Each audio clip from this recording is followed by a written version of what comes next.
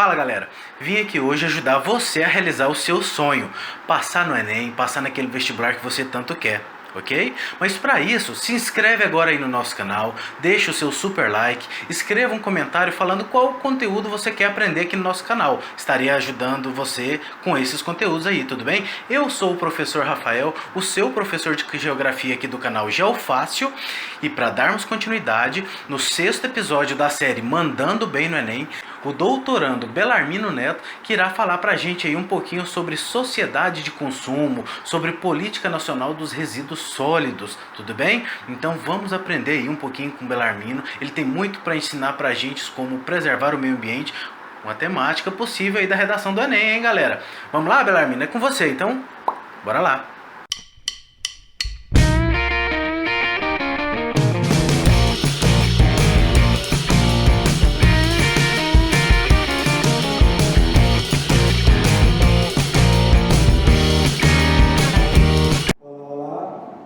Quem fala é o professor Belarmino Neto, sou professor de Geografia, leciono aqui, trabalho aqui no estado de Mato Grosso, sou formado em Geografia na Universidade Federal de Mato Grosso, mestre em Geografia pela Universidade Federal de Goiás, no campus de Catalão, e atualmente estou fazendo doutorado também em Geografia pela Universidade Federal de Jataí. E eu quero trabalhar com vocês um tema bastante relevante na sociedade atual e que pode estar permeando os conteúdos que vão ser pedidos no Enem, que é a respeito de resíduos sólidos, sustentabilidade, a relação do meio ambiente, nossa relação de consumo, a maneira como nós lidamos com a natureza e também um pouquinho sobre a política nacional de resíduos sólidos. Então, para a gente memorizar alguns conceitos, eu trouxe algumas palavras-chave, elas estão aqui no quadro. A primeira delas é o resíduos sólidos urbanos. Então, resíduos sólidos urbanos, a gente precisa entender que resíduo sólido não é lixo. Então, existem dois conceitos que a gente precisa diferenciar. O primeiro é de rejeito e o segundo é de resíduo. O rejeito é a sobra que não pode ser utilizada, que não pode ser reaproveitada de qualquer matéria. Qualquer matéria sólida, qualquer produto que ele seja na cadeia produtiva, seja ao final de sua vida útil, ele não é capaz de ser reaproveitado. Então isso é rejeito. Agora, o resíduo sólido é todo qualquer material que ele tinha uma função até determinado momento. Ele era uma cadeira, ele era uma mesa, ele era um computador, ele era um carro, mas agora ele não está mais passível de ser utilizado. Ele alcançou a sua obsolescência, mas partes dele podem ser aproveitadas, ele pode ser desmontado, ele como um todo talvez não seja mais útil, mas ele possa ser reaproveitado. Então esse é o conceito de resíduos sólidos. Urbanos são os resíduos sólidos que eles podem ser encontrados tanto em decorrência de varrições de rua, tanto em decorrência de comércios, os resíduos domésticos. Então, tudo aquilo que o sistema de coleta ele passa pela cidade, ele leva aquilo que a gente chama de lixo às vezes, ou nas cidades onde já existe a coleta seletiva, ela é feita e leva então esses resíduos separadamente. Então, eu trouxe aqui para a gente entender um pouquinho toda a cadeia que um produto passa até ele se tornar um resíduo sólido. E aqui nós estamos baseados em dois autores. Um desses autores é a Annie Leonard, que escreveu um livro, A História das Coisas. É um livro muito interessante, que você pode ler, você vai ter uma visão de mundo e uma visão das coisas muito ampla a partir desse livro da Annie Leonard. Para quem não vai ler o livro, mas tem um videozinho que talvez você já tenha assistido na internet, o videozinho A História das Coisas. Ele é muito didático e ele é muito acessado. Então é quase certeza que em algum momento na escola você já deve ter sido exposto a esse vídeo. Então a Annie Leonard é uma das pessoas que ela vai trabalhar com essa vida útil dessa circulação de um produto, desde a sua produção até o seu descarte. Mas também nós temos 4 etapas aqui, que elas vêm lá das obras de Marx, do Grundrisse. Então, Marx ele nos ensina que o capital para ele se reproduzir, ele precisa dessas 4 fases, da produção, da distribuição, da troca e do consumo. Então, o que é esse sistema capitalista? É um sistema que busca como finalidade máxima a obtenção de lucro, através da reprodução do capital. Ou seja, o capital é aquele dinheiro que ele é investido para gerar lucro. Então, como que se faz? Você produz algo, isso que você produz, ele precisa ser distribuído. Então, vamos pensar aqui na etapa da produção, quando lá nas fábricas se pega os produtos, as matérias-primas que foram extraídas. Essa fase não está no Marx, mas a Amy Leonard complementa. Então, na fase da extração, você pega matérias-primas que são retiradas da natureza. Na produção, você leva elas para dentro de uma indústria e você transforma aquela matéria-prima em um produto. Esse produto, para chegar até lá no consumidor, que é o objetivo final, porque é ali que esse produto ele vai alcançar a sua finalidade, ele passa pela distribuição. Então ele sai daquela fábrica e ele vai para centros de distribuições, para atacados, depois ele vai vir para o varejo, ele vai para as lojas, ele vai para os mercados, ele vai para as concessionárias, dependendo do produto que for.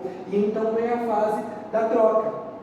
A troca é o momento em que alguém vai, com o seu dinheiro, se apoderar deste produto. Então este produto ele vai para um consumidor final e é feita a troca do produto pelo dinheiro. E aqui então está a fase do consumo, que é quando a pessoa, o consumidor final, ele se apodera daquele produto e consome ele. Consome de várias formas. Se a gente for pensar em como que se consome um carro, ou como que se consome uma televisão, ou como se consome uma geladeira, ou produtos mesmo, até mesmo produtos de alimento, isso aí em todos os produtos, remédios.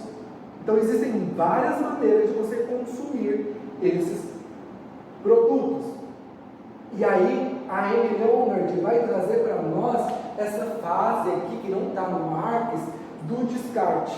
Mas antes dessa fase do descarte, que está lá na obra da Leonard, eu me dei o direito de acrescentar a fase da obsolescência.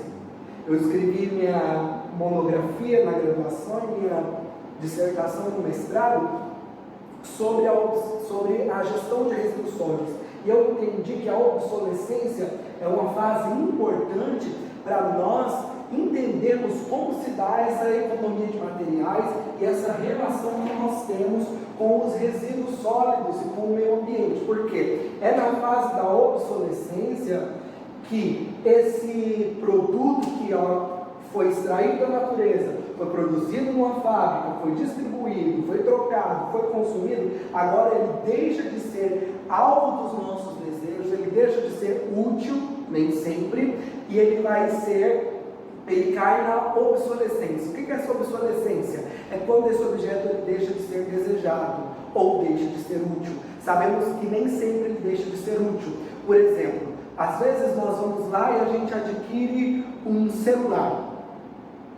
E antes que esse celular possa deixar de ser útil, ele ainda está funcionando, mas nós sabemos que já saíram outros tipos de celulares, com aplicativos, configurações mais evoluídas. Então esse celular, ainda que seja útil, ele para nós se torna obsoleto, porque ele já não é mais alvo do nosso interesse ou mais alvo do nosso desejo. Então a gente faz o quê?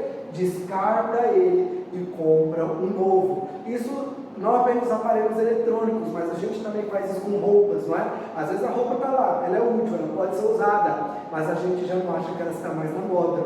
Então a gente para nós ela fica guardada lá naquele guarda-roupa e ela se torna obsoleta. E aí depois o que a gente faz com esse produto obsoleto? Descarta ele. Então não dá para a gente pegar só o resíduo sólido e tentar entendê-lo no seu finalmente aqui no descarte. É preciso entender que esse resíduo sólido, um dia ele foi matéria-prima na natureza, um dia ele foi transformado dentro de uma fábrica, ele correu toda uma cadeia de distribuição, ele foi trocado pelo nosso salário que a gente trabalhou para ter e aí comprar e conseguir consumir esse produto até que ele se torne obsoleto e a gente faça o descarte dele. Aonde que esse descarte é feito? Novamente na natureza.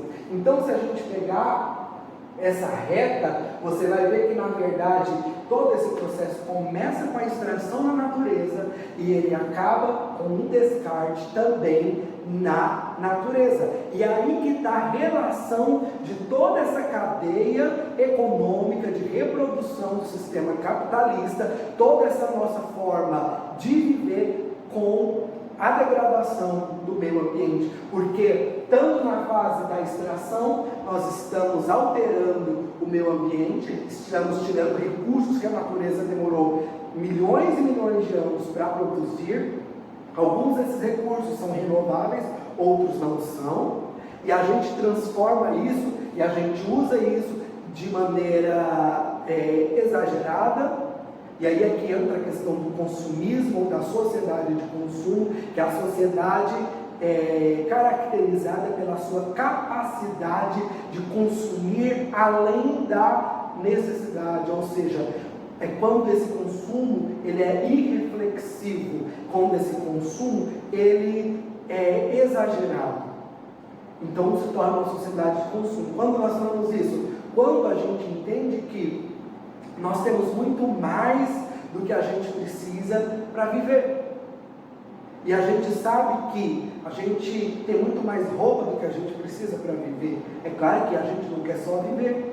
A gente quer também o quê? Está na moda. A gente tem aparelhos muito mais do que a gente precisa para viver. Mas a gente não quer só viver, a gente quer desfrutar de um certo patamar. E aí que entra a sociedade de consumo. Quando para nós, tudo isso torna-se indispensável, coisas que a gente sabe que não são indispensáveis naturalmente falando, mas que para o nosso modo de viver, para a nossa forma de vida, a gente não consegue mais se ver vivendo sem certas coisas, e aí a gente vai alterando cada vez mais o curso da natureza dentro de todo esse sistema que o capital nos colocou.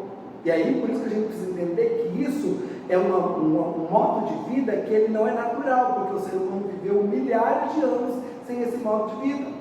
Agora, nas últimas gerações, nos tem sido ensinado que a gente precisa estar o tempo inteiro consumindo.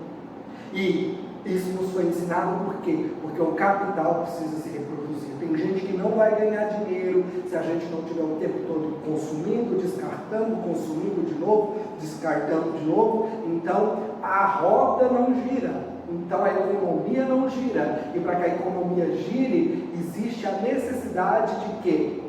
De reprodução do capital. E reprodução do capital se faz, dentre outras formas, pelo aumento do consumo, pelo aumento e a geração na nossa sociedade da necessidade de consumir cada vez mais.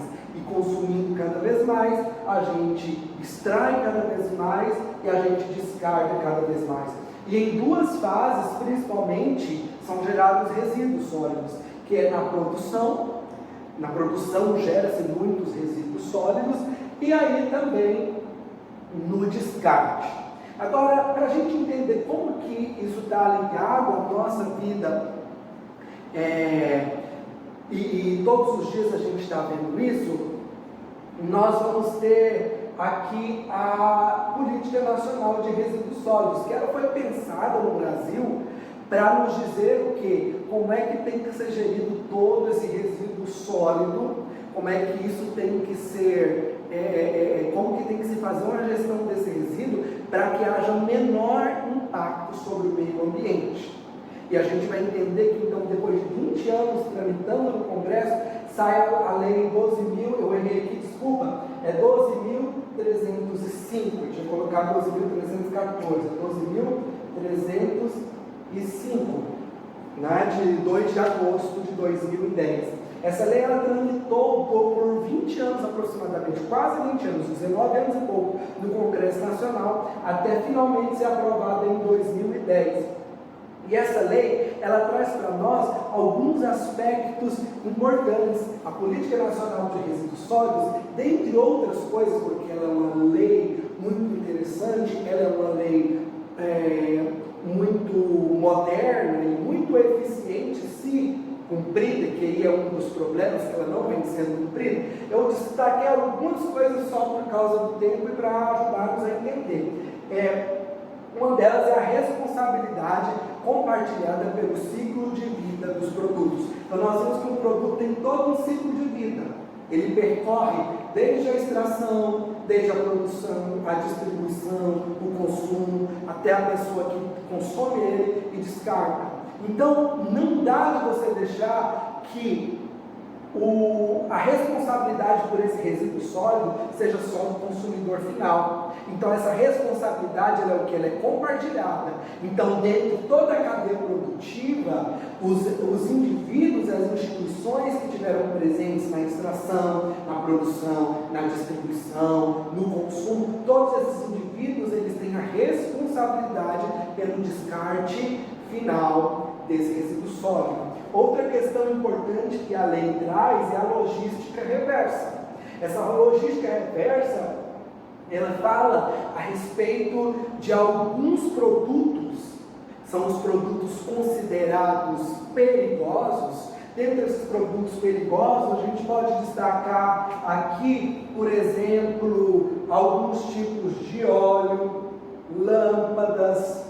Também poderíamos colocar aqui pneus, produtos de agrotóxico, produtos eletrônicos, que esses produtos eles não podem ser descartados lá em um aterro sanitário. Esses produtos precisam ser devolvidos lá para o seu produtor, por isso logística reversa.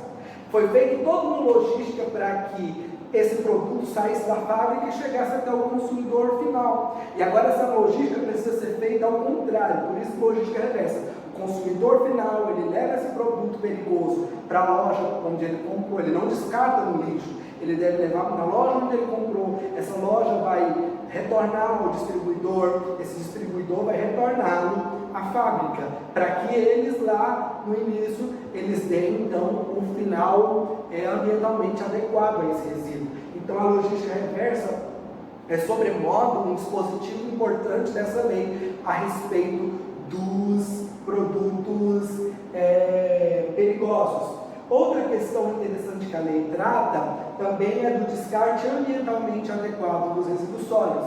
Então dos resíduos sólidos, não, desculpa, dos rejeitos, porque nós vimos que o resíduo sólido ele é passivo de aproveitamento, então ele não tem que ser descartado. Agora o rejeito, aquilo que não dá mais de você reciclar, de você reutilizar, aí isso sim, ele vai ser descartado. Então o que é o descarte ambientalmente adequado, ou o final ambientalmente adequado? É o que a gente chama de aterro sanitário. Então no Brasil ainda, quase 50% dos municípios, eles têm um descarte dos seus resíduos, dos seus rejeitos, que ambientalmente é inadequado, porque é feito em lixões a céu aberto.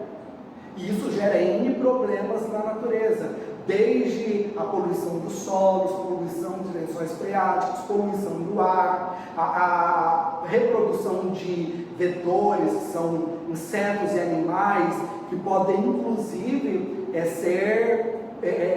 contaminarem com algumas doenças. Então, a questão do resíduo sólido é uma questão também de saúde pública, então, e ambiental. Então, o descarte deve ser feito de maneira adequada. E qual a maneira adequada?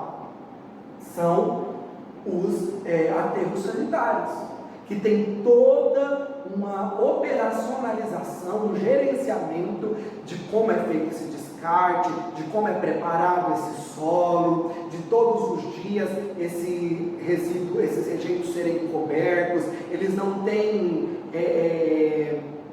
como contaminarem os lençóis freáticos, porque existe ali uma geomembrana, existe uma impermeabilização do solo, existe ali a captação tanto de gases quanto também do chorume, que é aquele líquido gerado a partir da decomposição da matéria orgânica. Então, existe toda uma operacionalização. Se você for buscar, nós não temos tempo para falar sobre isso, mas se você for buscar em alguns vídeos, em alguns sites, você vai ver como é que deve ser o descarte ambientalmente adequado, ou seja, aterro sanitário, para que haja o mínimo de contaminação do meio ambiente, tá? E aí, para a gente finalizando, eu estou falando aqui muito por cima, por causa do tempo, existe muita coisa que você pode estudar a respeito disso, é só para te dar uma noção de como que isso é tão importante.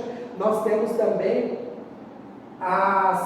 os 4 R's, tá? Que a lei vai nos trazer, e aí eu coloquei essa seta aqui, porque ela nos representa uma hierarquia, tá? De como é que isso deve ser feito.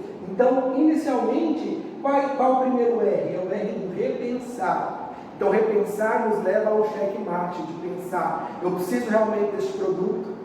Ele é realmente necessário à minha vida? Eu preciso realmente consumir tanto quanto eu consumo? Será que eu preciso repensar a minha maneira de consumir? Então, antes de qualquer coisa, eu preciso repensar. Depois de repensar, eu repensei, realmente eu preciso daquele produto, não dá para ficar sem ele. O que eu vou? Para o reduzir. Reduzir a maneira que eu consumo, reduzir a forma com o tanto que eu compro, o tanto que eu descarto.